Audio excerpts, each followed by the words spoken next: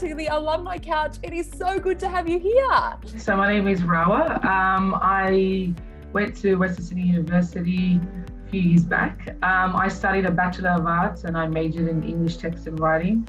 And then I went on to do my Masters of Teaching. It's a kind of funny journey to university, not because I sort of wanted to, but it was because my father had 7 children and he just said, I was number 6 in the family, and he's just like, take one for the team. And I was like, okay. Taught in the same area that I grew up in and I went to school in. So I knew as a student sort of some of the things that we were lacking, and I thought maybe if I become a teacher, I can maybe somehow fill some of those gaps. And I thought I would only be teaching for a few years, and I've been teaching for over a decade now. And I predominantly sort of worked in the primary sort of field, and then towards the end of my career, I did a bit of high school.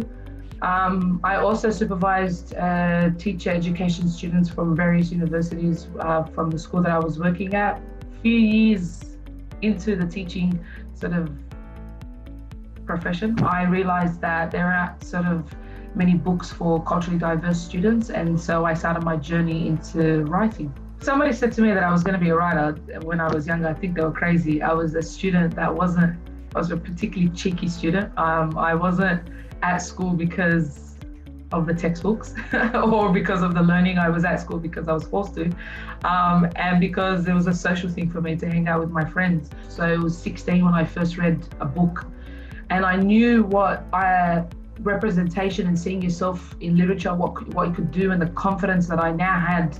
I sort of didn't feel like I was second best being a Muslim woman growing up in a Western world. This book had not come about without my degree, sort of not only because it gave me the experience to work with young kids. I was also a mentor. I sort of mentored boys from Punchbowl Boys, the story where it's set at. Like I said, I majored in English text and writing and linguistics as well. And so just having just the technical part to writing also helped me. But the career highlight for me would be my father came home from work and my mother was at home, and I sort of just said to them, let's get in the car and I want to show you something. And they were like, what is it? And I was like, it's just a surprise. It's okay. I'm not getting married or anything, because they always freak out about that sort of thing. And I was like, just get in the car. And I took them to Dimmicks, where it was the first time my book was now in bookstores. And so they sort of, have never, I don't have anyone in my family, now thousands and thousands of cousins. Nobody's ever written a book. It's just something that we don't do. And so they don't understand the logistics, or I guess the enormity of having your book in Dimmicks. It's extraordinary and such a great achievement. And not only Dimmicks, in all bookstores. I teach creative writing workshops. But a lot of the creative writing workshops that I teach at are sort of never in my area. I always have to travel sort of a fair distance.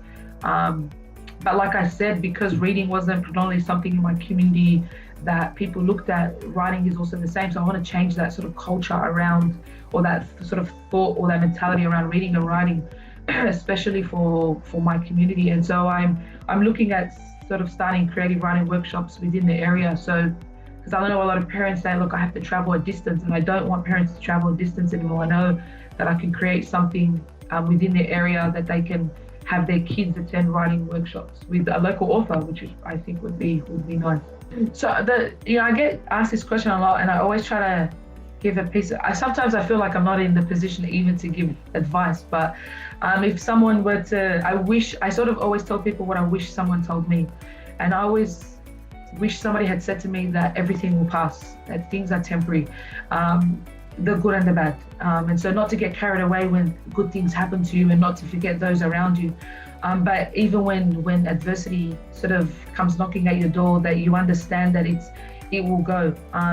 But the adversity is there because there's certain lessons that you haven't sort of mastered.